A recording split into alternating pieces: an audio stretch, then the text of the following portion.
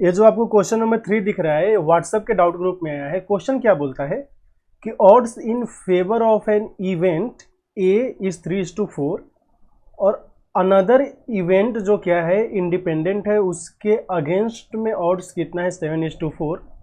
तो हमें बताना है कि probability that at least one of the event will happen. यहाँ पे क्या क्या चीज़ें जो आपको पहले समझनी है वो है कि ऑड्स इन फेवर का मतलब क्या होता है। ऑड्स इन फेवर, तो ऑड्स इन फेवर जब भी आप लिखेंगे ना इसका मतलब होता है कि फेवरेबल नंबर ऑफ वेज,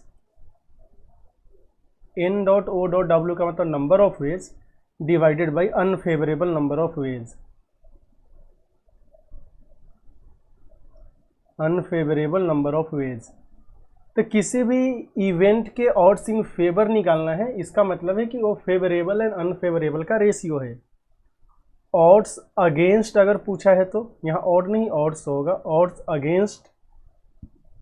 तो ऑड्स अगेंस्ट का मतलब होगा कि यह unfavourable number of ways divided bye favourable number of veg. Favourable number of veg, उम्मीद है ये चीज़ें आप समझ गए होंगे। तो मान लीजिए कि कोई इवेंट ए है जिसके फेवर में m है एंड अगेंस्ट में कितना है, अगेंस्ट में है मान लीजिए n। टोटल कितना हो गया, टोटल m प्लस n हो गया। हालांकि ये पता होना चाहिए m प्लस n वेज जो है ना ये क्या होना चाहिए, एक्सक्लूसिव होना चाहिए। एक्सक्लूसिव का मतलब कोई भी दो जो रास्ता है वो कॉमन नहीं होना चाहिए, कुछ भी कॉमन नहीं होना चाहिए। तो जब प्रोबेबिलिटी ऑफ इवेंट ए पूछेगा ना तो प्रोबेबिलिटी ऑफ इवेंट ए हो जाता है कि फेवरेबल बाय टोटल नंबर, तो टोटल m प्लस n हो गया। फिर अगर पूछा odds against A, odds against A तो अनफेवरेबल ना, तो n divided by m, unfavourable by favourable. अगर यही पूछता odds in favour of A तो इसको आप क्या बोल देते, m/n। एक बात हो गया। जो सेकेंड चीज़ यहाँ पे इस क्वेश्चन में समझनी है वो क्या है कि इंडिपेंडेंट इवेंट, इंडिपेंडेंट इवेंट। तो इंडिपेंडेंट इवेंट में आपको ये समझना है कि जब आप ए इंटरसेक्शन बी लेंगे ना तो ये सिंपली इंडिविजुअल प्रोबेबिलिटी का प्रोडक्ट होता है। बस इतना चीज़ अगर आपको पता है फिर आप क्वेश्चंस कर पाएंगे इसको। इस क्वेश्चन में क्या बोला है आते हैं। फॉर ए के लिए बोला है कि ऑड्स इन फेवर, इसका मतलब क्या हुआ m/n, फेवरेबल बाई अनफेवरेबल ए कितना है 3/4। तो प्रोबेबिलिटी ऑफ ए कितना हो जाएगा, ए सीधे हो जाएगा m/m प्लस n, क्योंकि फेवरेबल एंड अनफेवरेबल को ऐड करके टोटल आता है। तो प्रोबेबिलिटी ऑफ ए की अगर हम बात करें तो ये आ जाएगा आपका 3/7। फिर ऑड्स अगेंस्ट बी दिया है, बी के केस में जो है वो क्या है ऑड्स अगेंस्ट है। थोड़ा सा वेट करें।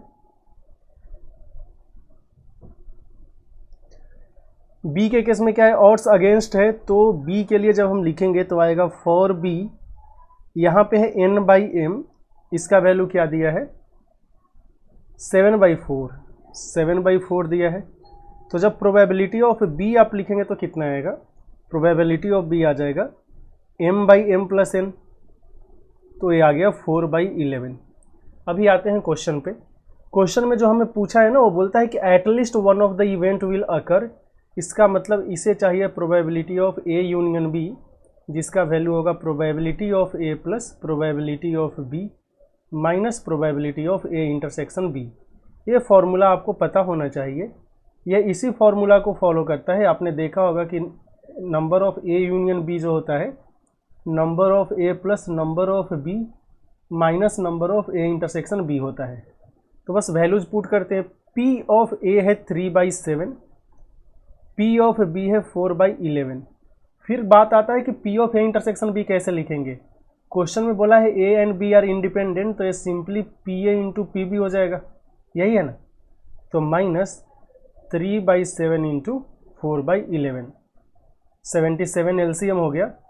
तो 11 तिहाई 33 प्लस 7 चौक 28 में से जाना है 12, तो 33 और 16 कितना हो जाएगा 49 49/77, जिसको हम 7/11 करके भी लिख सकते हैं।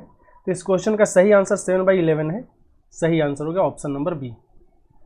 तो उम्मीद है चीज़ें आपको समझ में आई होगी, या इस क्वेश्चन में जो जो टर्म्स यूज किया गया है हमने उसका डेफिनेशन और उसका कॉन्सेप्ट क्या है बताने की कोशिश की है। अगर आपको समझ में आया हो तो आप वीडियो को लाइक करें, चैनल को सब्सक्राइब कर लें और दोस्तों के साथ ज़रूर शेयर करें। तो अगर ये वीडियो ने किसी भी तरह से आपको मदद पहुंचाई हो तो वीडियो को लाइक करना ना भूलें, और चैनल पे नए हैं तो चैनल को जरूर से सब्सक्राइब करें, क्योंकि यहाँ पे सारे बेस्ट PYQ का सोल्यूशन मिलेगा आपको डिटेल में। और अगर हम यहाँ पे कोई कॉन्सेप्ट डिस्कस करते हैं तो उठाएंगे बेसिक से लेके जाएंगे टॉप तक। तो फिर मिलते हैं अगले वीडियो में एक नए सॉल्यूशन के साथ और एक नए कॉन्सेप्ट के साथ।